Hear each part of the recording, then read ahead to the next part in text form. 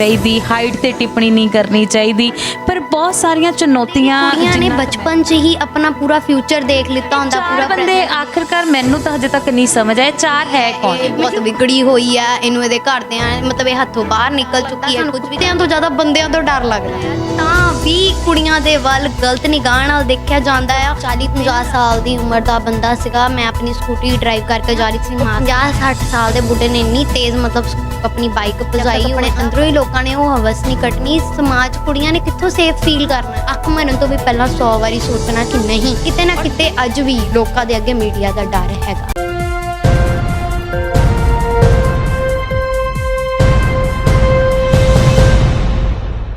हलचल टूडे देख रहे तमाम दर्शकों का स्वागत है। मैं कीर्ति ते अज खास तौर पर गलबात जी असी करन सिमरन दे नाल आए हैं।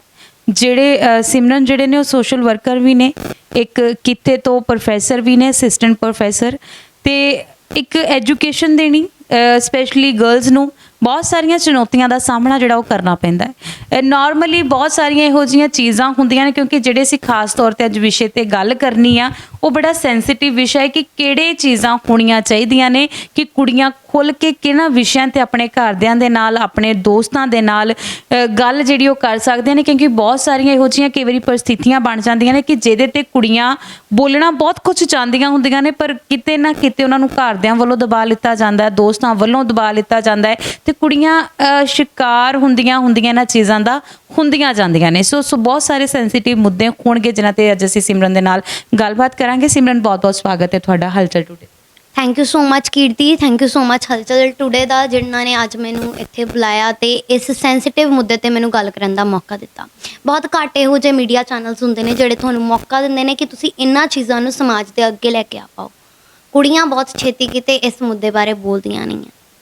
ਸਿਮਰਨ, ਅਸੀਂ ਵਿਸ਼ਾ ਤਾਈਓ ਸੈਂਸਿਟਿਵ ਇਹ ਵਾਲਾ ਵਿਸ਼ਾ ਰੱਖਿਆ ਹੈ। ਦੂਸਰੀ ਗੱਲ ਇਹ ਕਿ ਤੁਹਾਡੇ ਨਾਲ ਕਿਵੇਂ ਜ਼ਿੰਦਗੀ ਦੇ ਵਿੱਚ ਹੱਡਬੀਤੀਜ਼ ਹੋਈਆਂ ਨੇ, ਕਿਉਂਕਿ ਅਸੀਂ ਕਹਿੰਦੇ ਨਾ ਕਿ ਅੱਜ ਰੰਗ ਤੇ ਟਿੱਪਣੀ ਨਹੀਂ ਕਰਨੀ ਚਾਹੀਦੀ, ਹਾਈਟ ਤੇ ਟਿੱਪਣੀ ਨਹੀਂ ਕਰਨੀ ਚਾਹੀਦੀ, ਪਰ ਬਹੁਤ ਸਾਰੀਆਂ ਚੁਣੌਤੀਆਂ ਜਿੰਨਾ ਕੁ ਮੈਨੂੰ ਤੁਹਾਡੇ ਬਾਰੇ ਪਤਾ ਕਿ ਆਈਆਂ ਨੇ ਤੁਹਾਡੇ ਸਾਹਮਣੇ।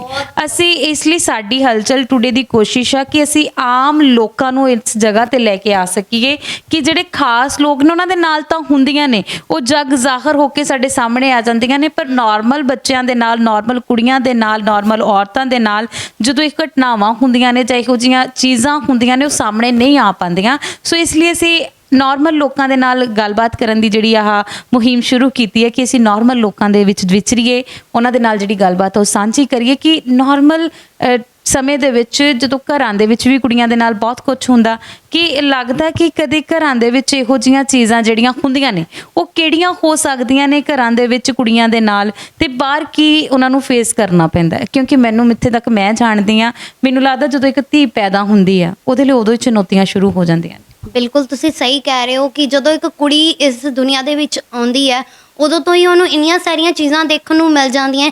ਤਾਂ ਹੀ ਉਹ ਕਹਿੰਦੇ ਕਿ ਕੁੜੀਆਂ ਨੇ ਬਚਪਨ 'ਚ ਹੀ ਆਪਣਾ ਪੂਰਾ ਫਿਊਚਰ ਦੇਖ ਲਿੱਤਾ ਹੁੰਦਾ, ਪੂਰਾ ਪ੍ਰੈਜ਼ੈਂਟ ਦੇਖ ਲਿੱਤਾ ਹੁੰਦਾ, ਤਾਂ ਹੀ ਉਹ ਸਮਾਂ ਤੋਂ ਪਹਿਲਾਂ ਹੀ ਵੱਡੀਆਂ ਹੋ ਜਾਂਦੀਆਂ ਨੇ। ਉਹਨਾਂ ਦੀਆਂ ਸਿਚੁਏਸ਼ਨਸ ਉਹਨਾਂ ਨੂੰ ਟਾਈਮ ਤੋਂ ਪਹਿਲਾਂ ਵੱਡਾ ਕਰ ਦਿੰਦੀਆਂ ਨੇ। ਕੀਰਤੀ, ਮੈਂ ਤੁਹਾਨੂੰ ਇਹ ਦੱਸਣਾ ਚਾਹੁੰਦੀ ਹਾਂ ਕਿ ਭਾਵੇਂ ਇੱਕ ਬੱਚੇ ਦੀ ਉਮਰ 1 ਸਾਲ ਹੋਵੇ, ਭਾਵੇਂ ਇੱਕ ਬੱਚੇ ਦੀ ਉਮਰ 20 ਹੋ ਜਾਏ ਜਾਂ 24 ਹੋ ਜਾਏ ਜਾਂ ਕਿੰਨੀ ਵੀ, ਇੱਕ ਕੁੜੀ ਦੇ ਨਾਲ ਜੋ ਵੀ ਮਾੜੀਆਂ ਚੀਜ਼ਾਂ ਹੁੰਦੀਆਂ ਨੇ ਉਹ ਬਚਪਨ ਤੋਂ ਹੀ ਸ਼ੁਰੂ ਹੋ ਜਾਂਦੀਆਂ ਨੇ। ਉਹਦੇ ਆਸ-ਪਾਸ ਦੇ ਲੋਕੀ ਬਚਪਨ ਤੋਂ ਹੀ ਉਹਨੂੰ ਹਰਾਸ ਕਰਨਾ ਸ਼ੁਰੂ ਕਰ ਦਿੰਦੇ ਨੇ, ਬਚਪਨ ਤੋਂ ਹੀ ਉਹਦੇ ਨਾਲ ਇੱਦਾਂ ਦੀਆਂ ਹਰਕਤਾਂ ਕਰਦੇ ਨੇ ਕਿ ਕੁੜੀ ਵੱਡੇ ਹੋਣ ਤੋਂ ਡਰਦੀ ਹੈ, ਲੇਕਿਨ ਕਿਤੇ ਨਾ ਕਿਤੇ ਉਹਨੂੰ ਸਮਾਜ ਦੇ ਵਿੱਚ ਰਹਿਣਾ ਪੈਂਦਾ। ਤੇ ਅੱਜ ਕੱਲ੍ਹ ਤਾਂ ਤੁਹਾਨੂੰ ਪਤਾ ਕਿ ਸੁਸਾਈਡ ਵੀ ਇੱਕ ਜੁਰਮ ਹੋ ਚੁੱਕਾ ਹੈ। ਕੁੜੀ ਸੁਸਾਈਡ ਤੱਕ ਨਹੀਂ ਕਰ ਸਕਦੀ ਹੈਗੀ ਤੇ ਜੀ ਵੀ ਨਹੀਂ ਪਾਉਂਦੀ, ਮਰ ਵੀ ਨਹੀਂ ਪਾਉਂਦੀ, ਤਾਂ ਵੀ ਉਸੇ ਉਹ ਸਮਾਜ 'ਚ ਰਹਿੰਦੀ ਹੈ, ਚੁੱਪ ਰਹਿੰਦੀ ਹੈ, ਬੋਲਦੀ ਨਹੀਂ ਹੈਗੀ ਦੁਨੀਆ ਅੱਗੇ, ਕਿਉਂਕਿ ਕਿਤੇ ਨਾ ਕਿਤੇ ਉਹਦੇ ਘਰਦਿਆਂ ਵੱਲੋਂ ਵੀ ਉਹਨੂੰ ਚੁੱਪ ਕਰਾਇਆ ਜਾਂਦਾ ਕਿ ਤੂੰ ਨਹੀਂ ਬੋਲਣਾ। ਇੱਕ ਕਹਿੰਦੇ ਨੇ 4 ਲੋਕਾਂ 'ਚ ਇੱਜ਼ਤ ਕੀ ਰਹਿ ਜਾਏਗੀ, ਇੱਦਾਂ ਦੀਆਂ ਗੱਲਾਂ ਕਰਦੇ ਨੇ। ਜਦੋਂ ਮੈਂ ਬੜੀ ਵਾਰ ਸੁਣਿਆ ਕਿ ਸਾਡੇ ਘਰਦਿਆਂ ਨੂੰ ਬੋਲਦਿਆਂ ਵੀ 4 ਬੰਦਿਆਂ ਨੂੰ ਪਤਾ ਲੱਗ ਗਿਆ ਤੇ ਫਿਰ ਦੇਖਿਓ ਕਿੰਨੀ ਬੇਇੱਜ਼ਤੀ ਹੋਣੀ ਹੈ ਨਾ। ਇਹ 4 ਬੰਦੇ ਆਖਿਰਕਾਰ ਮੈਨੂੰ ਤਾਂ ਹਜੇ ਤੱਕ ਨਹੀਂ ਸਮਝ ਆਇਆ 4 ਹੈ ਕੌਣ? ਮੈਨੂੰ ਖੁਦ ਨਹੀਂ ਸਮਝ ਆਇਆ। ਮੇਰੇ ਖੁਦ ਦੇ ਮਾਂ-ਬਾਪ ਇਹੀ ਗੱਲ ਕਰਦੇ ਨੇ ਕਿ 4 ਬੰਦੇ ਕੀ ਸੋਚਣਗੇ। 4 ਮੈਂ ਤੁਹਾਨੂੰ ਦੱਸਦਾ ਕੀਰਤੀ, ਮੈਂ ਆਪਣੇ ਘਰੋਂ ਬਾਹਰ ਵੀ ਨਾ ਨਿਕਲਾਂ, ਮੈਂ ਆਪਣੇ ਘਰ ਦੇ ਵਿੱਚ ਵੀ 24 ਘੰਟੇ ਰਹਾਂ ਤਾਂ ਵੀ ਮੇਰੇ ਜਿਹੜੇ ਆਸ-ਪਾਸ ਦੇ 4 ਬੰਦੇ ਨੇ ਉਹ ਇਹੀ ਉਹ ਬੋਲਦੇ ਨੇ ਕਿ ਇਹ ਜਿਹੜੀ ਕੁੜੀ ਹੈ ਇਹ ਬਹੁਤ ਵਿਗੜੀ ਹੋਈ ਹੈ, ਇਹਨੂੰ ਇਹਦੇ ਘਰਦਿਆਂ ਮਤਲਬ ਇਹ ਹੱਥੋਂ ਬਾਹਰ ਨਿਕਲ ਚੁੱਕੀ ਹੈ, ਕੁਝ ਵੀ ਕਰਦੀ ਹੈ। ਕਿਉਂਕਿ ਮੈਂ ਜਿਹੜਾ ਉਹ ਲੇਟ ਨਾਈਟ ਤੱਕ ਕੰਮ ਕਰਦੀ ਹਾਂ, ਮੈਂ ਕਈ ਵਾਰੀ ਘਰ 12 ਵਜੇ ਵੀ ਆਈ ਹੋਈ ਹਾਂ। ਹਾਲਾਂਕਿ ਮੇਰੇ ਪਾਪਾ ਨੂੰ ਸਾਰੀ ਗੱਲ ਦਾ ਪਤਾ ਹੁੰਦਾ ਮੈਂ ਕਿੱਥੇ ਹਾਂ, ਕਿੰਨੇ ਵਜੇ ਤੱਕ ਨਾ, ਉਹ ਮੈਨੂੰ ਖੁਦ ਲੈਣ ਆਉਂਦੇ ਨੇ। ਲੇਕਿਨ ਕਈ ਵਾਰੀ ਤਾਂ ਇੱਦਾਂ ਹੁੰਦਾ ਕਿ ਉਹ ਮੈਨੂੰ ਲੈਣ ਆਉਂਦੇ ਨੇ, ਉਸ ਦੌਰਾਨ ਵੀ ਜਦੋਂ ਮੈਂ ਘਰ ਪਹੁੰਚ ਰਹੀ ਹੁੰਦੀ ਹਾਂ ਇੱਦਾਂ ਦੀਆਂ ਚੀਜ਼ਾਂ ਹੋ ਜਾਂਦੀਆਂ ਜੋ ਕਿ ਨਹੀਂ ਹੋਣੀਆਂ ਚਾਹੀਦੀਆਂ। ਮੈਂ ਕਹਿੰਦੀ ਹਾਂ ਅਸੀਂ ਆਪਣੇ ਮਾਂ-ਬਾਪ ਨਾਲ ਵੀ ਨਹੀਂ ਸੇਫ ਹੈਗੀਆਂ ਕੁੜੀਆਂ, ਅਸੀਂ ਸੇਫ ਹੀ ਨਹੀਂ ਹੈਗੀਆਂ ਇਸ ਸਮਾਜ 'ਚ। ਸਾਨੂੰ ਡਰ ਲੱਗਦਾ ਆ ਘਰੋਂ ਬਾਹਰ ਨਿਕਲਣ ਤੋਂ, ਸਾਨੂੰ ਡਰ ਲੱਗਦਾ, ਸਾਨੂੰ ਕੁੱਤਿਆਂ ਤੋਂ ਜ਼ਿਆਦਾ ਬੰਦਿਆਂ ਤੋਂ ਡਰ ਲੱਗਦਾ। ਕੁੱਤੇ ਨਹੀਂ ਪਿੱਛੇ ਪੈਂਦੇ ਇੰਨਾ ਜਿੰਨਾ ਰਾਹ ਚੱਲਦੇ ਬੰਦੇ ਪਿੱਛੇ ਪੈ ਜਾਂਦੇ। ਕੀ ਦੇਖ ਕੇ ਇੱਕ ਕੁੜੀ ਦਾ ਸਰੀਰ ਲੈ ਕੇ ਘੁੰਮ ਰਹੇ ਹਾਂ, ਕੀ ਇੱਕ ਐਕਸਟਰਾ ਹੈਗਾ ਸਾਡੇ ਕੋਲ? ਮੈਨੂੰ ਦੱਸੋ ਕੀਰਤੀ, ਤੁਸੀਂ ਇੱਕ ਐਕਸਟਰਾ ਕੀ ਹੈਗਾ ਆ ਸਾਡੇ ਕੋਲ? ਉਹੀ ਰੱਬ ਨੇ ਸਾਨੂੰ ਬਣਾਇਆ ਤਾਂ ਵੀ ਕੁੜੀਆਂ ਦੇ ਵੱਲ ਗਲਤ ਨਿਗਾਹ ਨਾਲ ਦੇਖਿਆ ਜਾਂਦਾ ਆ। ਮੈਨੂੰ ਲੱਗਦਾ ਹੈ ਕਿ ਪਹਿਲਾਂ ਸਾਨੂੰ ਆਪਣੇ ਸੰਸਕਾਰਾਂ ਨੂੰ ਯਾਨੀ ਕਿ ਆਪਣੀ ਸੋਚੀ ਸੰਸਕਾਰਾਂ ਨੂੰ ਠੀਕ ਕਰਨਾ ਪੈਣਾ, ਉਸ ਤੋਂ ਬਾਅਦ ਹੀ ਦੁਨੀਆ ਤੋਂ ਇਹ ਚੀਜ਼ ਖਤਮ ਹੋਏਗੀ। ਸਿਮਰਨ, ਅਸੀਂ ਅੱਗੇ ਪਹਿਲਾਂ ਕਹਿੰਦੇ ਹੁੰਦੇ ਸੀ ਨਾ ਵੀ ਜਿਹੜੇ ਮੁੰਡੇ ਨੇ, ਯੰਗ ਜਨਰੇਸ਼ਨ ਨੇ, ਅੱਜ ਕੱਲ੍ਹ ਉਹਨਾਂ ਦੇ ਵਿੱਚ ਹਵਸ ਬਹੁਤ ਆ, ਉਹ ਉਹਨਾਂ ਚੀਜ਼ਾਂ ਨੂੰ ਸ਼ਿਕਾਰ ਬਣਾਉਂਦੇ ਨੇ। ਪਰ ਜਦੋਂ ਅਸੀਂ ਨਾਰਮਲੀ ਲੋਕਾਂ 'ਚ ਵਿਚਰਦੇ ਤੇ ਅੱਜ ਕੱਲ੍ਹ ਅਸੀਂ ਇਹ ਚੀਜ਼ ਦੇਖ ਰਹੇ ਜਿਹੜੇ ਹਮ ਉਮਰ ਦੇ ਨੇ, ਜਿਹੜੇ ਉਹ ਘੱਟ ਚੀਜ਼ਾਂ ਇਹ ਕਰ ਰਹੇ ਨੇ, ਜਿਹੜੇ ਬਜ਼ੁਰਗ ਨੇ ਉਹ ਇਹ ਚੀਜ਼ਾਂ ਜ਼ਿਆਦਾ ਕਰ ਰਹੇ। ਮਤਲਬ ਇਹ ਚੀਜ਼ ਨੂੰ ਕਿਵੇਂ ਦੇਖਦੇ ਹੋ ਤੁਸੀਂ? ਕਿਉਂਕਿ ਮੈਂ ਜਦੋਂ ਦੇਖਦੀ ਆਲਾ ਦੁਆਲਾ ਤੇ ਉਦੋਂ ਇਹ ਚੀਜ਼ਾਂ ਬੜੀਆਂ ਹੁੰਦੀਆਂ ਨੇ ਵੀ ਤੁਹਾਨੂੰ ਤੁਹਾਡੇ ਦਾਦੇ ਦੀ ਉਮਰ ਦਾ, ਤੁਹਾਡੇ ਪਿਓ ਦੀ ਉਮਰ ਦਾ ਤੁਹਾਨੂੰ ਇਹੋ ਜਿਹੀ ਗੱਲ, ਇਹੋ ਜਿਹੀ ਕਮੈਂਟਬਾਜ਼ੀ ਕਰ ਜਾਂਦਾ ਵੀ ਜਿਹ 'ਚ ਤੁਸੀਂ ਹੱਕੇ ਪੱਕੇ ਰਹਿ ਜਾਂਦੇ, ਯਾਰ ਇਹ ਮੈਨੂੰ ਕਹਿ ਕੀ ਗਿਆ? ਕਦੇ ਇੱਦਾਂ ਮਤਲਬ ਕੁਛ ਹੋਇਆ? ਬਿਲਕੁਲ ਹੋਇਆ ਮੇਰੇ ਨਾਲ। ਮੈਂ ਕਹਿੰਦੀ ਹਾਂ ਇੱਕ 40-50 ਸਾਲ ਦੀ ਉਮਰ ਦਾ ਬੰਦਾ ਸੀਗਾ, ਮੈਂ ਆਪਣੀ ਸਕੂਟੀ ਡਰਾਈਵ ਕਰਕੇ ਜਾ ਰਹੀ ਸੀ, ਮਾਸਕ ਪਾਇਆ ਸੀਗਾ, ਪ੍ਰੋਪਰ ਸਰੀਰ ਢੱਕਿਆ ਹੋਇਆ, ਇਹੋ ਜਿਹੀ ਵੀ ਨਹੀਂ ਕੋਈ ਗੱਲ। ਫਿਰ ਵੀ ਅਗਲਾ ਮੈਨੂੰ ਕਹਿ ਕੇ ਲੰਘ ਗਿਆ ਇੱਕ ਬੜੀ ਹੀ ਗਲਤ ਗੱਲ ਜਿਹੜੀ ਮੈਂ ਤੁਹਾਨੂੰ ਬੋਲ ਕੇ ਵੀ ਨਹੀਂ ਦੱਸ ਸਕਦੀ। ਉਸ ਤੋਂ ਬਾਅਦ ਮੈਂ ਉਹਨੂੰ ਕਿਹਾ ਵੀ ਕਿ ਰੁਕ, ਤੈਨੂੰ ਮੈਂ ਦੱਸਦੀ ਹਾਂ। ਉਹ 50-60 ਸਾਲ ਦੇ ਬੁੱਢੇ ਨੇ ਇੰਨੀ ਤੇਜ਼ ਮਤਲਬ ਆਪਣੀ ਬਾਈਕ ਭਜਾਈ, ਉਹ ਇੱਦਾਂ ਭੱਜ ਕੇ ਗਿਆ ਜਿੱਦਾਂ ਉਹਨੇ ਅੱਜ ਕੋਈ ਬਹੁਤ ਮਹਾਨਤਾ ਦਾ ਕੰਮ ਕੀਤਾ ਹੁੰਦਾ। ਮਤਲਬ ਲੋਕੀ ਇਹੋ ਜਿਹੀਆਂ ਹਰਕਤਾਂ ਕਰ ਜਾਂਦੇ ਨੇ, ਉਮਰ ਕੋਈ ਵੀ ਹੋਵੇ। ਸਾਰੀ ਗੱਲ ਹੈਗੀ ਆ ਜਿਹੜਾ ਅੰਦਰ ਹਵਸ ਭਰੀ ਹੋਈ ਆ ਉਸ ਚੀਜ਼ ਦੀ। ਜਦ ਤੱਕ ਆਪਣੇ ਅੰਦਰੋਂ ਹੀ ਲੋਕਾਂ ਨੇ ਉਹ ਹਵਸ ਨਹੀਂ ਕੱਟਣੀ, ਸਮਾਜ ਕੁੜੀਆਂ ਨੇ ਕਿੱਥੋਂ ਸੇਫ ਫੀਲ ਕਰਨਾ ਆ?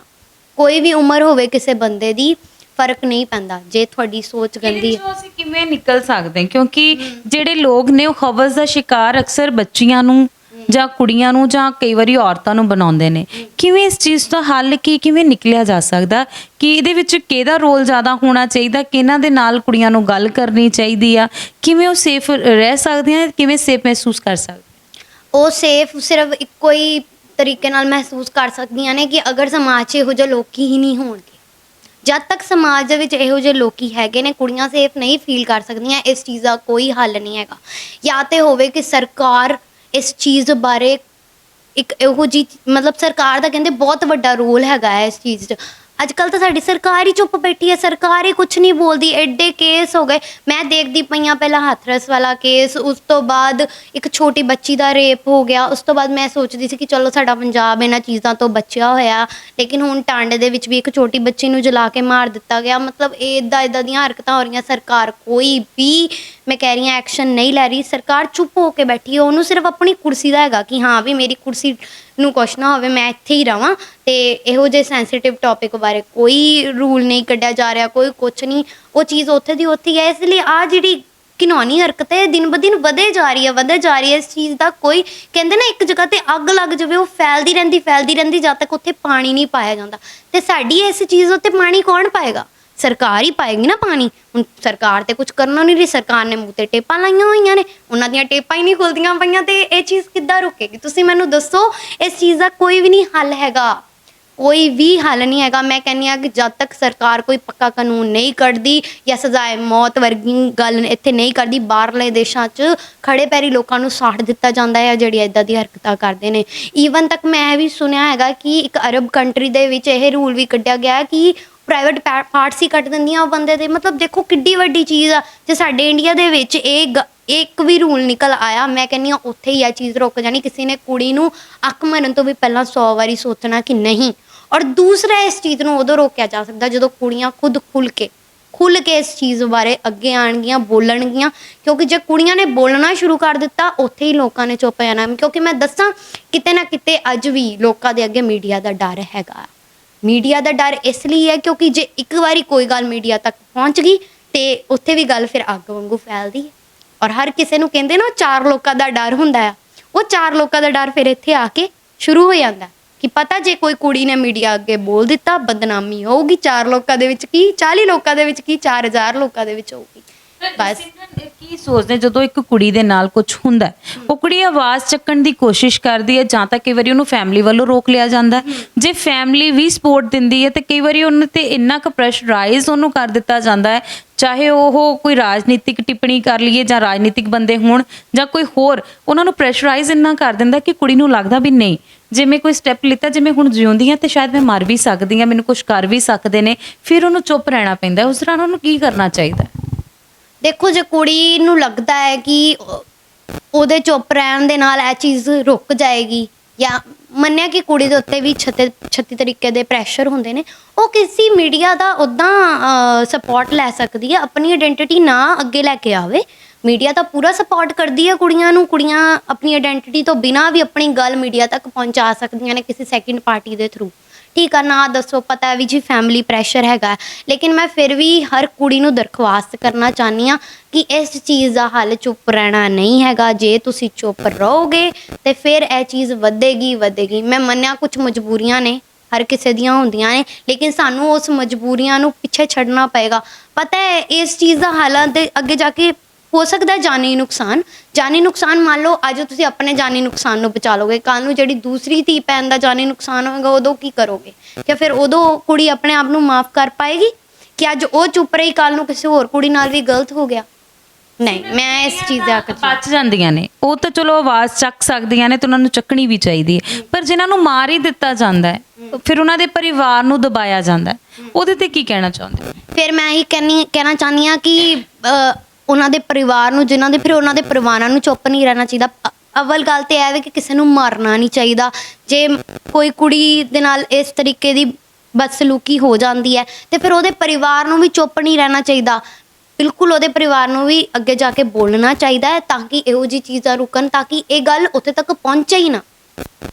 ਬਿਲਕੁਲ, ਜਿੰਨਾ ਕੀਤਾ ਜਾਂਦਾ ਫੈਮਿਲੀ ਦੇ ਉੱਤੇ ਪ੍ਰੈਸ਼ਰ ਬਣਾਇਆ ਤੇ ਫਿਰ ਇਹ ਸਰਕਾਰਾਂ ਨੂੰ ਸੋਚਣਾ ਚਾਹੀਦਾ ਨਾ ਇਸ ਚੀਜ਼ ਦੇ ਬਾਰੇ। ਤਾਂ ਸਰਕਾਰ ਅਗਰ ਕੋਈ ਇਹੋ ਜਿਹਾ ਪੱਕਾ ਕਾਨੂੰਨ ਬਣਾਏਗੀ ਤੇ ਕੋਈ ਕਿਸੇ ਦੀ ਫੈਮਿਲੀ ਨੂੰ ਵੀ ਕਿੱਦਾਂ ਪ੍ਰੈਸ਼ਰਾਈਜ਼ ਕਰੇਗਾ? ਪ੍ਰੈਸ਼ਰਾਈਜ਼ ਵੀ ਤਾਂ ਅੰਦਰੋਂ ਅੰਦਰ ਹੀ ਕੀਤਾ ਜਾਂਦਾ ਨਾ, ਜਾਂ ਤਾਂ ਸਰਕਾਰਾਂ ਦਾ ਕੋਈ ਉਹਨਾਂ ਦੀ ਫੈਮਿਲੀਜ਼ ਦੇ ਨਾਲ ਲੈਣਾ ਦੇਣਾ ਹੁੰਦਾ ਆ ਤਾਂ ਕਰਕੇ ਉਹ ਬਚਾ ਲੈਂਦੇ ਨੇ, ਫਿਰ ਸਰਕਾਰ ਵੀ ਮਿਲ ਕੇ ਲੋਕਾਂ ਦੇ ਉੱਤੇ ਦਬਾਅ ਪਾਉਂਦੀ ਹੈ, ਇਹ ਦਬਾਅ ਡਬਲ ਹੁੰਦਾ ਵੈ, ਤਾਂ ਇਸ ਤਰੀਕੇ ਦੀਆਂ ਹਰਕਤਾਂ ਹੁੰਦੀਆਂ, ਤਾਂ ਫਿਰ ਪਰਿਵਾਰਾਂ ਨੂੰ ਵੀ ਚੁੱਪ ਰਹਿਣਾ ਪੈਂਦਾ। ਜੇ ਸਰਕਾਰਾਂ ਹੀ ਇਹੋ ਜਿਹੀਆਂ ਹਰਕਤਾਂ ਕਰਨਗੀਆਂ ਤਾਂ ਫਿਰ ਕਿੱਦਾਂ ਗੱਲ ਬਣੇਗੀ? ਤੁਸੀਂ ਆਪ ਦੱਸੋ ਕਿ ਇਹਦੇ ਵਿੱਚ ਕੋਈ ਹੱਲ ਹੀ ਨਹੀਂ ਹੈਗਾ। ਫਿਰ ਦੂਸਰੇ ਪਾਸੇ ਜੇ ਅਸੀਂ ਗੱਲ ਕਰੀਏ ਵੀ ਸਰਕਾਰ ਜਿਹੜੀ ਹੈ, ਸਰਕਾਰਾਂ ਦਾ ਬੜਾ ਅਹਿਮ ਰੋਲ ਹੁੰਦਾ ਹੈ, ਪਰ ਸਰਕਾਰਾਂ ਚੋਂ ਤਾਂ ਇਹੋ ਜਿਹੇ ਚੀਜ਼ਾਂ ਨੂੰ ਬਚਾਉਣ ਦੀ ਕੋਸ਼ਿਸ਼ ਕਰਦੀਆਂ ਨੇ ਕਿ ਸਰਕਾਰਾਂ ਨੂੰ ਇਹੋ ਜਿਹੇ ਰੋਲ ਜਿਹੜੇ ਨੇ ਉਹ ਅਦਾ ਕਰਨੇ ਚਾਹੀਦੇ ਨੇ ਜਾਂ ਨਹੀਂ ਕਰਨੇ ਚਾਹੀਦੇ, ਕਿਉਂਕਿ ਸਰਕਾਰਾਂ ਜਿਹੜੀਆਂ ਡੈਮੋਕ੍ਰੇਸੀ ਆ ਲੋਕਾਂ ਨੇ ਹੀ ਬਣਾਈਆਂ ਹੁੰਦੀਆਂ, ਲੋਕਾਂ ਦੁਆਰਾ ਹੀ ਬਣੀਆਂ ਹੁੰਦੀਆਂ ਤੇ ਉਹਨਾਂ ਨੇ ਲੋਕਾਂ ਦੇ ਹਿੱਤਾਂ ਦੇ ਹੀ ਕੰਮ ਕਰਨੇ ਹੁੰਦੇ ਨੇ।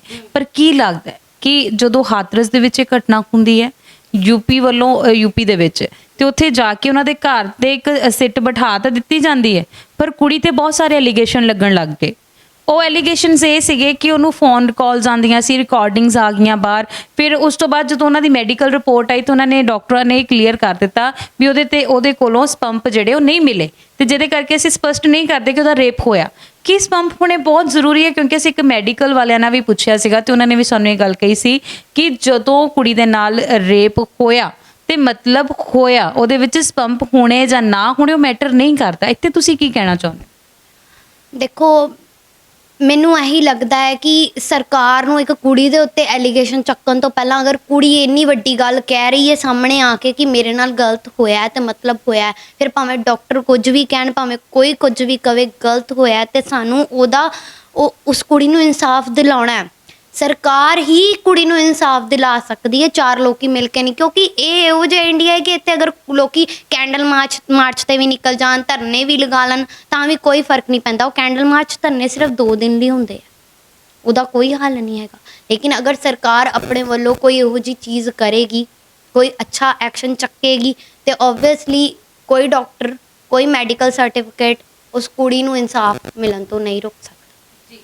ਦੂਜੇ ਪਾਸੇ ਕੁੜੀਆਂ ਜਿਹੜੀਆਂ ਨੇ ਅੱਜ ਖੋਲ ਕੇ ਹਜੇ ਵੀ ਆਪਾਂ ਕਹਿੰਦੇ ਹਾਂ ਕਿ ਸਮਾਰਟ ਬਣ ਗਏ ਅਸੀਂ, ਸਮਾਰਟ ਇੰਡੀਆ, ਡਿਜੀਟਲ ਇੰਡੀਆ ਸਾਡਾ ਬਣ ਗਿਆ, ਪਰ ਅੱਜ ਵੀ ਕੁੜੀਆਂ ਬਹੁਤ ਇਹੋ ਜਿਹੇ ਵਿਸ਼ੇ ਨੇ ਵੀ ਜਿਨ੍ਹਾਂ ਤੇ ਆਪਣੇ ਭਰਾਵਾਂ ਦੇ ਨਾਲ ਨਹੀਂ ਗੱਲ ਕਰ ਪਾਉਂਦੀਆਂ, ਆਪਣੇ ਦੋਸਤਾਂ ਨਾਲ ਨਹੀਂ ਗੱਲ ਕਰ ਪਾਉਂਦੀਆਂ, ਆਪਣੇ ਪੇਰੈਂਟਸ ਨੂੰ ਨਹੀਂ ਦੱਸ ਪਾਉਂਦੀਆਂ।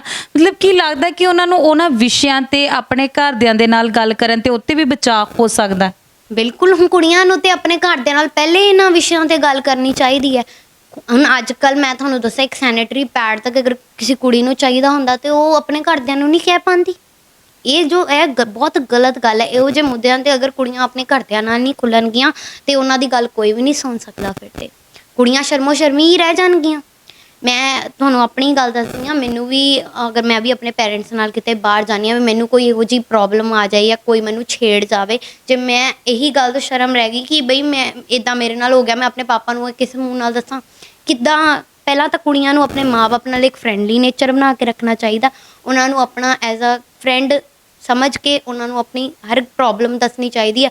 ਅਗਰ ਕਿਸੇ ਮੁੰਡੇ ਨੇ ਛੇੜ ਦਿੱਤਾ ਤੇ ਉੱਥੇ ਹੀ ਉਹ ਆਪਣੇ ਮਾਂ-ਬਾਪ ਨੂੰ ਦੱਸਣ, ਕੋਈ ਐਕਸ਼ਨ ਹੋਵੇ ਕੁਛ ਇੱਦਾਂ ਦਾ। ਲੇਕਿਨ ਅਗਰ ਕੁੜੀਆਂ ਚੁੱਪ ਰਹਿਣਗੀਆਂ, ਆਪਣੇ ਮਾਂ-ਬਾਪ ਨਾਲ ਖੁੱਲ੍ਹ ਕੇ ਗੱਲ ਨਹੀਂ ਕਰਨਗੀਆਂ ਤੇ ਫਿਰ ਬਿਲਕੁਲ ਗਲਤ ਗੱਲ ਹੈ। ਮੈਂ ਇਹੀ ਕਹਿੰਦੀ ਹਾਂ ਕਿ ਕੁੜੀਆਂ ਨੂੰ ਖੁੱਲ੍ਹ ਕੇ ਗੱਲ ਕਰਨੀ ਚਾਹੀਦੀ ਹੈ ਮਾਂ-ਬਾਪ ਨਾਲ ਵੀ, ਤੇ ਇੱਕ ਇਹੋ ਜਿਹਾ ਉਹਨਾਂ ਨਾਲ ਰਿਸ਼ਤਾ ਬਣਾਉਣਾ ਚਾਹੀਦਾ ਹੈ ਕਿ ਇੱਦਾਂ ਦੀ ਕੋਈ ਸੈਕਸ ਰਿਲੇਟਡ ਪ੍ਰੋਬਲਮ ਹੈ, ਕੋਈ ਪਰਟੀਕੂਲਰ ਪਰਸਨਲ ਪ੍ਰੋਬਲਮ ਹੈ, ਜਿੱਦਾਂ ਕਹਿ ਸਕਦੇ ਪੀਰੀਅਡਸ ਆ ਗਏ ਆ ਜਾਂ ਸੈਨੇਟਰੀ ਪੈਡ ਚਾਹੀਦਾ, ਇਹ ਸਭ ਗੱਲਾਂ ਕੁੜੀਆਂ ਨੂੰ ਖੁੱਲ੍ਹ ਕੇ ਕਰਨੀਆਂ ਚਾਹੀਦੀਆਂ। ਈਵਨ ਤੁਹਾਨੂੰ ਪਤਾ ਹੀ ਹੋਏਗਾ ਮੈਡੀਕਲ ਸ਼ਾਪਸ 'ਚ ਵੀ ਉਹ ਸੈਨੇਟਰੀ ਪੈਡ ਨੂੰ ਕਿਵੇਂ ਬੰਨ੍ਹ ਕੇ ਦਿੰਦੇ ਆ ਕਿ ਇਹ ਬਹੁਤ ਹੀ ਕੋਈ ਸ਼ਰਮ ਦੀ ਗੱਲ ਹੈ। ਅਰੇ ਅਗਰ ਇੱਕ ਕੁੜੀ ਨੂੰ ਪੀਰੀਅਡਸ ਆ ਰਹੇ ਆ ਤਾਂ ਦੁਨੀਆ ਚੱਲ ਰਹੀ ਹੈ। ਜੇ ਕੁੜੀ ਨੂੰ ਪੀਰੀਅਡਸ ਨਹੀਂ ਆਉਣਗੇ, ਦੁਨੀਆ ਨੇ ਰੁਕ ਜਾਣਾ ਆ। ਇਸ ਕਰਕੇ ਇਹ ਤਾਂ ਬਹੁਤ ਹੀ ਖੁਸ਼ੀ ਦੀ ਗੱਲ ਹੈ ਕਿ ਇੱਕ ਦੁਨੀਆ ਨੂੰ ਚਲਾ ਰਹੀ ਹੈ ਇੱਕ ਕੁੜੀ। ਤੇ ਇਹੋ ਜਿਹੇ ਮੁੱਦਿਆਂ ਨੂੰ ਜਦੋਂ ਤੁਸੀਂ ਲਗਾ ਰੱਖਦੇ ਹੋ, ਇਹਨੂੰ ਐਜ਼ ਇੱਦਾਂ ਲੱਗਦਾ ਕੁੜੀ ਨੂੰ ਕਿ ਪੀਰੀਅਡਸ ਨਹੀਂ ਆ ਗਏ, ਕ੍ਰਾਈਮ ਹੋ ਗਿਆ। ਤੇ ਇਹ ਤੇ ਬਹੁਤ ਗਲਤ ਗੱਲ ਆ। ਮੈਂ ਹੀ ਕਹਿੰਦੀ ਹਾਂ ਹਰ ਕੁੜੀ ਨੂੰ ਕਿ ਖੁੱਲ੍ਹ ਕੇ ਗੱਲ ਕਰੋ ਇਸ ਟੌਪਿਕ ਦੇ ਬਾਰੇ। ਸੈਕਸ ਹੋਵੇ ਜਾਂ ਪੀਰੀਅਡਸ ਹੋਵੇ ਜਾਂ ਕੁਛ ਵੀ ਹੋਵੇ, ਖੁੱਲ੍ਹ ਕੇ ਬੋਲੋ, ਕਿਉਂਕਿ ਇਹ ਇੱਕ ਦੁਨੀਆ ਦਾ ਪਾਰਟ ਹੈਗਾ।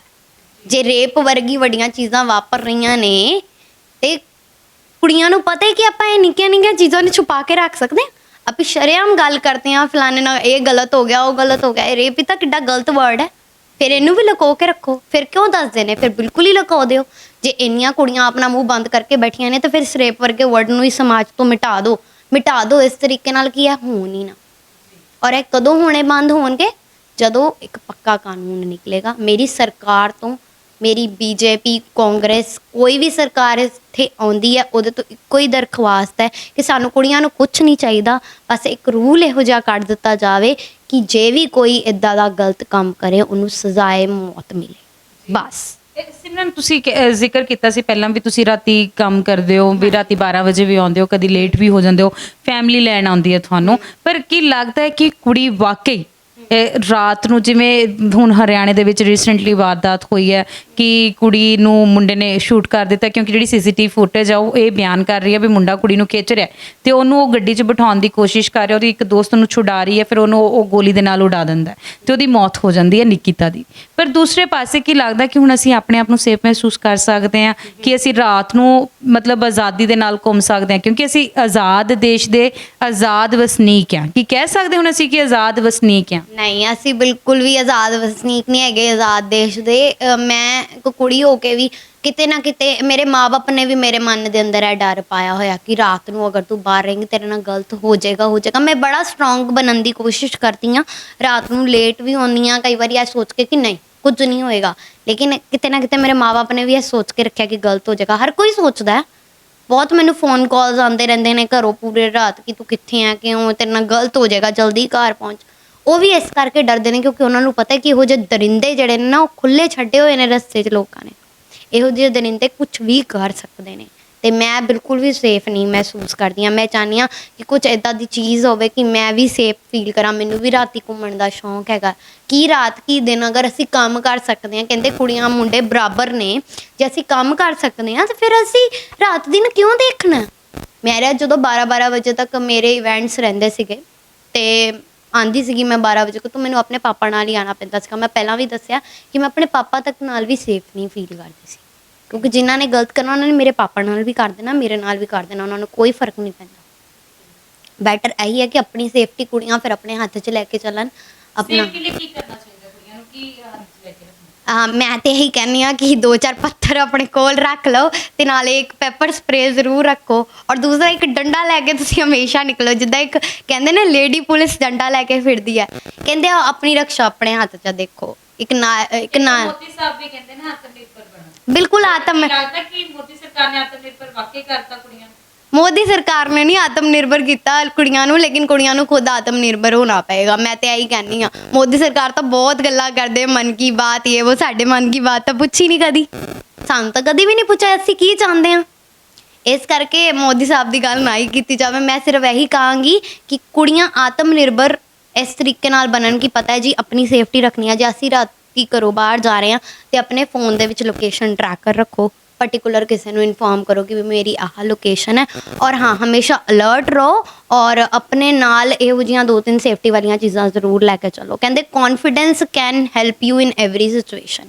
ਮੈਂ ਆਪਣੇ ਸਟੂਡੈਂਟਸ ਨੂੰ ਵੀ ਆਈ ਕਹਿੰਦੀ ਹਾਂ ਕਿ ਕੌਨਫੀਡੈਂਸ ਨਾਲ ਗੱਲ ਕਰੋ, ਔਰ ਸਾਹਮਣੇ ਵਾਲੇ ਨੂੰ ਅਗਰ ਤੁਸੀਂ ਕਿਸੇ ਕੈਬ ਦੇ ਵਿੱਚ ਵੀ ਜਾ ਰਹੇ ਹੋ ਤਾਂ ਉਹਨੇ ਇੱਦਾਂ ਦੱਸੋ ਕਿ ਵੀ ਤੁਹਾਡੇ ਕੰਟੈਕਟ 'ਚ ਕੋਈ ਹੈਗਾ ਔਰ ਉਹਨੂੰ ਤੁਹਾਡੀ ਪਲ ਪਲ ਦੀ ਖਬਰ ਹੈ, ਜਾਂ ਵੀਡੀਓ ਕਾਲ ਤੇ ਗੱਲ ਕਰਦੇ ਰਹੋ ਕਿਸੇ ਨਾਲ। ਬਸ ਇਹੋ ਜਿਹੀਆਂ ਚੀਜ਼ਾਂ ਕੁੜੀ ਨੂੰ ਸਮਾਰਟ ਬਣ ਕੇ ਖੁਦ ਹੀ ਕਰਨੀਆਂ ਪੈਣੀਆਂ, ਕਿਉਂਕਿ ਇਸ ਇੰਨੇ ਟਫ ਟਾਈਮ ਦੇ ਵਿੱਚ ਅਗਰ ਤੁਸੀਂ ਆਪਣੇ ਆਪ ਨੂੰ ਬਚਾਉਣਾ ਤਾਂ ਇੱਦਾਂ ਹੀ ਬਚਾ ਸਕਦੇ ਹੋ, ਕਿਉਂਕਿ ਸਰਕਾਰਾਂ ਨੇ ਤਾਂ ਕੁਝ ਤੁਹਾਡੇ ਲਈ ਕਰਨਾ ਨਹੀਂ ਆ। ਸੋ ਬੈਟਰ ਆਪਣੀ ਸਰਕਾਰ ਆਪ ਹੀ ਬਣ ਜਾਓ ਤੇ ਆਪਣਾ ਖਿਆਲ ਇਸ ਤਰੀਕੇ ਨਾਲ ਰੱਖੋ। ਸਿਮਰਨ, ਲਾਸਟ ਦੇ ਵਿੱਚ ਕੀ ਮੈਸੇਜ ਦੇਣਾ ਚਾਹੁੰਦੇ ਹੋ ਤਮਾਮ ਕੁੜੀਆਂ ਨੂੰ, ਹਮ ਉਮਰ ਵਾਲੀਆਂ ਨੂੰ? ਮੈਂ ਹਮ ਉਮਰ ਵਾਲੀ ਕੁੜੀਆਂ ਨੂੰ ਇਹੀ ਕਹਾਂਗੀ ਕਿ ਜੀਓ ਜਿੱਦਾਂ ਤੁਸੀਂ ਜੀਣਾ ਚਾਹੁੰਦੇ ਹੋ, ਲੇਕਿਨ ਆਪਣੇ ਅੰਦਰ ਇੱਕ ਵਿਸ਼ਵਾਸ ਰੱਖੋ, ਇੱਕ ਆਤਮ ਵਿਸ਼ਵਾਸ ਰੱਖੋ ਕਿ ਹਾਂ ਤੁਹਾਡੇ ਨਾਲ ਅਗਰ ਕਿਤੇ ਵੀ ਕੁਝ ਵੀ ਗਲਤ ਹੋਏਗਾ ਤੁਸੀਂ ਖੁੱਲ੍ਹ ਕੇ ਸਭ ਨੂੰ ਦੱਸੋਗੇ, ਕਿਉਂਕਿ ਗਲਤ ਤੁਹਾਡੇ ਨਾਲ ਹੋਇਆ, ਸਾਹਮਣੇ ਵਾਲੇ ਨਾਲ ਨਹੀਂ ਹੋਇਆ। ਸਜ਼ਾ ਤੁਹਾਨੂੰ ਮਿਲੇਗੀ, ਸਾਹਮਣੇ ਵਾਲੇ ਨੂੰ ਨਹੀਂ ਮਿਲੇਗੀ। ਤੇ ਫਿਰ ਆਪਣੇ ਆਪ ਨੂੰ ਜਦ ਸਜ਼ਾ ਮਿਲ ਹੀ ਰਹੀ ਹੈ ਤਾਂ ਸਾਹਮਣੇ ਵਾਲੇ ਨੂੰ ਡਬਲ ਮਿਲਣੀ ਚਾਹੀਦੀ ਹੈ ਨਾ। ਪਹਿਲੀ ਗੱਲ ਤਾਂ ਇੱਦਾਂ ਕਦੀ ਤੁਹਾਡੇ ਨਾਲ ਹੋਏ ਨਾ। ਮੈਂ ਇਧਰ ਮਤਲਬ ਪ੍ਰੇ ਕਰਦੀ ਹਾਂ ਮਾਤਾ ਰਾਣੀ ਤੋਂ ਰੋਜ਼ ਕਿ ਕਿਸੇ ਨੂੰ ਵੀ ਕੋਈ ਪ੍ਰੋਬਲਮ ਇਹੋ ਜਿਹੀ ਨਾ ਆਵੇ, ਕਿਉਂਕਿ ਜਦੋਂ ਇੱਕ ਵਾਰੀ ਕਿਸੇ ਕੁੜੀ ਨਾਲ ਗਲਤ ਹੁੰਦਾ ਉਹ ਪੂਰੀ ਜ਼ਿੰਦਗੀ ਦਾ ਜ਼ਖਮ ਹੁੰਦਾ ਉਹਦੇ ਸਰੀਰ ਤੇ। ਇੱਕ ਹੱਥ ਲਗਾ ਕੇ ਵੀ ਜਾਣਾ ਕਿਸੇ ਦਾ ਬੈਡ ਟੱਚ ਵੀ ਪੂਰੀ ਲਾਈਫ ਕੁੜੀਆਂ ਯਾਦ ਰੱਖਦੀਆਂ ਨੇ। ਤੇ ਮੈਂ ਆਪਣੇ ਹਮ ਉਮਰ ਲੋਕਾਂ ਨੂੰ, ਕੁੜੀਆਂ ਨੂੰ ਇਹੀ ਕਹਿਣਾ ਚਾਹੁੰਦੀ ਹਾਂ ਕਿ ਤੁਸੀਂ ਆਪਣੇ ਆਪ 'ਚ ਕੌਨਫੀਡੈਂਸ ਰੱਖੋ। ਅਗਰ ਇੱਦਾਂ ਦੀ ਕੋਈ ਚੀਜ਼ ਹੁੰਦੀ ਹੈ ਤੇ ਮੀਡੀਆ ਦੇ ਅੱਗੇ ਆਓ। ਅਗਰ ਤੁਸੀਂ ਆਪਣੀ ਆਇਡੈਂਟੀਟੀ ਨਹੀਂ ਲੈ ਕੇ ਆਉਣਾ ਚਾਹੁੰਦੇ ਤਾਂ ਆਪਣੀ ਆਇਡੈਂਟੀਟੀ ਤੋਂ ਬਗੈਰ ਵੀ ਮੀਡੀਆ ਨੂੰ ਆਪਣੀ ਪ੍ਰੋਬਲਮ ਦੱਸੋ। ਮੀਡੀਆ ਤੁਹਾਡੀ ਗੱਲ ਸਭ ਤੱਕ ਪਹੁੰਚਾਏਗੀ, ਔਰ ਅੱਜ ਦੇ ਦੌਰ 'ਤੇ, ਅੱਜ ਦੇ ਟਾਈਮ 'ਤੇ ਇੱਕ ਮੀਡੀਆ ਹੀ ਇਹੋ ਜਿਹਾ ਪਲੈਟਫਾਰਮ ਹੈ ਜੋ ਤੁਹਾਨੂੰ ਖੁੱਲ੍ਹ ਕੇ ਬੋਲਣ ਦਾ ਹੱਕ ਦਿੰਦਾ ਹੈ। ਇਸ ਲਈ ਆਪਣੀ ਗੱਲ ਸਭ ਦੇ ਅੱਗੇ ਰੱਖੋ ਤੇ ਜਿੰਨੀ ਜਲਦੀ ਹੋ ਸਕੇ ਇਸ ਚੀਜ਼ ਨੂੰ ਅਸੀਂ ਖੁਦ ਅਗਰ ਮੀਡੀਆ ਦੇ ਅੱਗੇ ਆ ਕੇ ਬੋਲਾਂਗੇ ਤਾਂ ਇਹ ਚੀਜ਼ ਖਤਮ ਹੋ ਸਕਦੀ ਹੈ। ਮੈਨੂੰ ਇਸ ਗੱਲ 'ਤੇ ਪੂਰਾ ਯਕੀਨ ਹੈ, ਇਸ ਲਈ ਮੈਂ ਅੱਜ ਤੁਹਾਡੇ ਸਾਰੇ ਅੱਗੇ ਬੈਠੀ ਹਾਂ। ਬਹੁਤ ਬਹੁਤ ਸ਼ੁਕਰੀਆ ਸਿਮਰਨ। ਧੰਨਵਾਦ ਜੀ। ਸੋ ਸਾਡੇ ਨਾਲ ਸਿਮਰਨ ਨੇ ਬਹੁਤ ਸਾਰੀਆਂ ਜਿਹੜੀਆਂ ਗੱਲਾਂ ਕੀਤੀਆਂ ਨੇ ਕਿ ਜਿਹੜਾ ਮੁੱਦਿਆਂ ਤੇ ਕੁੜੀਆਂ ਖੁੱਲ੍ਹ ਕੇ ਬੋਲਦੀਆਂ ਨਹੀਂ, ਪਰ ਸਾਨੂੰ ਐਟਲੀਸਟ ਬੋਲਣਾ ਜ਼ਰੂਰ ਚਾਹੀਦਾ, ਚਾਹੇ ਉਹ ਵਿਸ਼ਾ ਕਿਸੇ ਵੀ ਚੀਜ਼ ਦੇ ਨਾਲ ਰਿਲੇਟਡ ਹੋਵੇ। ਜਿੰਨੀ ਦੇਰ ਤੱਕ ਅਸੀਂ ਖੁੱਲ੍ਹ ਕੇ ਗੱਲ ਨਹੀਂ ਰੱਖ ਪਾਵਾਂਗੇ ਕਿਸੇ ਅੱਗੇ, ਕਿਉਂਕਿ ਉਹ ਚੀਜ਼ ਅਸੀਂ ਫੇਸ ਕੀਤੀ ਹੈ ਤੇ ਅਸੀਂ ਉਸ ਚੀਜ਼ ਨੂੰ ਖੁੱਲ੍ਹ ਕੇ ਬਿਆਨ ਕਰ ਸਕਦੇ ਹਾਂ। ਸੋ ਇਸ ਲਈ ਉਹਨਾਂ ਨੇ ਡਾਇਰੈਕਟ ਤੇ ਇਨਡਾਇਰੈਕਟ ਵੇ ਨਾਲ ਇਹ ਵੀ ਕਹਿ ਦਿੱਤਾ ਹੈ ਕਿ ਅੱਜ ਸਾਨੂੰ ਕਿਸੇ ਤੋਂ ਉਮੀਦ ਨਹੀਂ ਆ, ਕਿਸੇ ਦਾ ਕੋਈ ਵੀ ਸਾਡਾ ਸਹਾਰਾ ਨਹੀਂ ਹੈ ਕਿ ਜਿਹੜਾ ਸਾਡੀ ਗੱਲ ਨੂੰ ਖੋਲ੍ਹ ਕੇ ਰੱਖ ਸਕੇ। ਸੋ ਇੱਕੋ ਇੱਕ ਸਹਾਰਾ ਸਾਡਾ, ਇੱਕੋ ਇੱਕ ਮਾਧਿਅਮ ਜਿਹੜਾ ਉਹ ਮੀਡੀਆ ਆ ਕਿ ਜਿਹੜਾ ਸਾਡੀ ਗੱਲ ਨੂੰ ਬੇਪਾਕ ਹੋ ਕੇ ਅੱਗੇ ਰੱਖਦਾ, ਤੇ ਜਿੱਥੋਂ ਸਾਨੂੰ ਆਸ ਵੀ ਆ ਕਿ ਮੀਡੀਆ ਸਾਨੂੰ ਇਨਸਾਫ ਜਿਹੜਾ ਉਹ ਦਵਾ ਸਕਦਾ। ਕੋਈ ਪ੍ਰਸ਼ਾਸਨ ਨਹੀਂ ਸਾਨੂੰ ਇਨਸਾਫ ਦਵਾ ਸਕਦਾ, ਕੋਈ ਸਰਕਾਰਾਂ ਨਹੀਂ ਸਾਨੂੰ ਇਨਸਾਫ ਦਵਾ ਸਕਦੀਆਂ, ਉਹ ਮੀਡੀਆ ਇਨਸਾਫ ਜਿਹੜਾ ਉਹ ਦਵਾ ਸਕਦਾ, ਕਿਉਂਕਿ ਮੀਡੀਆ ਚੌਥਾ ਸਤੰਭ ਆ ਸਾਡਾ। ਮੀਡੀਆ ਦੇ ਵਿੱਚ ਇੰਨੀ ਕੁ ਪਾਵਰ ਹੈ ਕਿ ਮੀਡੀਆ ਜਦੋਂ ਗੱਲ ਚੱਕਦਾ ਤੇ ਉਹ ਵਾਕਈ ਤਖਤ ਹਿਲਾ ਦਿੰਦਾ ਹੈ, ਕਿਉਂਕਿ ਮੀਡੀਆ ਇੱਕ ਪੈਰਲਰ ਦਾ ਕੰਮ ਕਰਦਾ ਕਿ ਇਹਦੀ ਗੱਲ ਉਹਦੇ ਤੱਕ ਪਹੁੰਚਾਉਣੀ, ਉਹਦੀ ਗੱਲ ਉਹਦੇ ਤੱਕ ਪਹੁੰਚਾਉਣੀ। ਪਰ ਕੁੜੀਆਂ ਵਾਕਈ ਜਿਹੜੀਆਂ ਅੱਜ ਉਹਨਾਂ ਨੂੰ ਆਤਮ ਨਿਰਭਰ ਬਣਨਾ ਪਏਗਾ, ਮੋਦੀ ਸਾਹਿਬ ਵਾਲਾ ਨਹੀਂ, ਉਹਨਾਂ ਨੂੰ ਆਪਣੇ ਆਪ ਵਾਲਾ ਆਤਮ ਨਿਰਭਰ ਬਣਨਾ ਪਏਗਾ, ਆਪਣੇ ਆਪ ਦੇ ਵਿੱਚ ਵਿਸ਼ਵਾਸ ਰੱਖਣਾ ਪਏਗਾ। ਜੇ ਤੁਹਾਡੇ ਨਾਲ ਕੁਝ ਵੀ ਜਾਤੀ ਹੁੰਦੀ ਹੈ ਤੇ ਤੁਹਾਨੂੰ ਖੁੱਲ੍ਹ ਕੇ ਜਿਹੜੀ ਗੱਲ ਆਪਣੇ ਭਰਾ ਦੇ ਨਾਲ ਕਰਨੀ ਪਏਗੀ, ਆਪਣੇ ਫਾਦਰ ਦੇ ਨਾਲ ਕਰਨੀ ਪਏਗੀ। ਜੇ ਤੁਹਾਡਾ ਕੋਈ ਬਹੁਤ ਨਜ਼ਦੀਕੀ ਦੋਸਤ ਆ, ਤੁਹਾਨੂੰ ਉਹਨੂੰ ਦੱਸਣਾ ਪਏਗਾ। ਜਿੰਨੀ ਦੇਰ ਤੱਕ ਦੱਸੋਗੇ ਨਹੀਂ ਤਾਂ ਉਸ ਚੀਜ਼ ਦਾ ਹੱਲ ਜਿਹੜਾ ਉਹ ਕਦੇ ਵੀ ਨਹੀਂ ਨਿਕਲਣਾ, ਕਿਉਂਕਿ ਸਿਮਰਨ ਨੇ ਵੀ ਜਿਹੜੇ ਗੱਲ ਦਾ ਜ਼ਿਕਰ ਕੀਤਾ ਕਿ ਕੈਂਡਲ ਮਾਰਚ ਹੋ ਜਾਣਗੇ, ਪ੍ਰੋਟੈਸਟ ਹੋ ਜਾਣਗੇ, ਪਰ ਪੁਖਤਾ ਹੱਲ ਕਦੋਂ ਨਿਕਲੇਗਾ? ਹੱਲ ਤਾਂ ਕਿਸੇ ਕੋਲ ਵੀ ਨਹੀਂ ਨਿਕਲ ਰਿਹਾ। ਹੱਲ ਦੀ ਗੱਲ ਕਰੋ, ਹੱਲ ਕਿਵੇਂ ਨਿਕਲੇਗਾ, ਰੂਟ 'ਤੇ ਜਾ ਕੇ ਦੇਖੋ ਕਿ ਹੱਲ ਕਿਵੇਂ ਕੱਢਣਾ ਹੈ। ਸੋ ਇਹ ਚੀਜ਼ਾਂ ਜਦੋਂ ਖੁੱਲ੍ਹ ਕੇ ਹੋਣਗੀਆਂ, ਜਦੋਂ ਠੀਕ ਹੋਏਗਾ ਸਾਰਾ ਕੁਝ, ਫਿਰ ਅਸੀਂ ਕਵਾਂਗੇ ਕਿ ਅਸੀਂ ਆਜ਼ਾਦ ਦੇਸ਼ ਦੀਆਂ ਆਜ਼ਾਦ ਧੀਆਂ ਆ। ਉਨੀ ਦੇਰ ਤੱਕ ਅਸੀਂ ਗੁਲਾਮ ਹੀ ਆ, ਕਦੀ ਆਪਦੇ ਘਰਦਿਆਂ ਦੇ ਗੁਲਾਮ ਆ, ਕਦੀ ਅਸੀਂ ਸੁਸਾਇਟੀ ਦੀਆਂ ਗੁਲਾਮ ਆ, ਸਮਾਜ ਦੀਆਂ ਬੇੜੀਆਂ 'ਚ ਅਸੀਂ ਵੱਜੀਆਂ ਹੋਈਆਂ। ਜਦੋਂ ਅਸੀਂ ਆਜ਼ਾਦ ਹੋ ਜਾਵਾਂਗੀਆਂ ਤਾਂ ਫਿਰ ਉਸ ਜ਼ਰੂਰ ਕਵਾਂਗੇ ਅਸੀਂ ਕਿ ਅਸੀਂ ਆਜ਼ਾਦ ਦੇਸ਼ ਦੀਆਂ ਆਜ਼ਾਦ ਵਸਨੀਕਾਂ ਹਾਂ। ਤੇ ਉਨੀ ਦੇਰ ਲਈ ਮੈਨੂੰ ਕੀਰਤੀ ਤੇ ਕੈਮਰਾਮੈਨ ਸ਼ੁਭਮ ਗਿੱਲ ਨੂੰ ਦੋ ਇਜਾਜ਼ਤ। ਧੰਨਵਾਦ।